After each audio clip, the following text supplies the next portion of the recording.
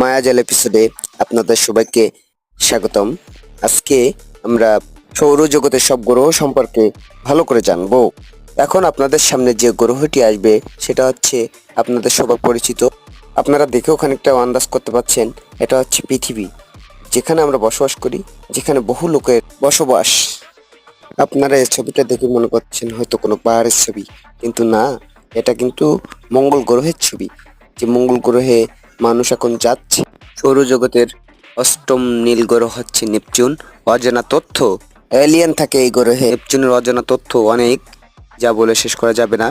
নেপচুনে আছে অসংখ্য অসংখ্য এলিয়েন, যাদেরকে দেখে মানব জাতিরা ভীষণভাবে ভয় পেয়ে যায়। মায়াজাল এপিসোডে আপনাদের সবাইকে স্বাগতম। আজকে আমরা সৌরজগতের সব গ্রহ সম্পর্কে ভালো করে জানবো। এখন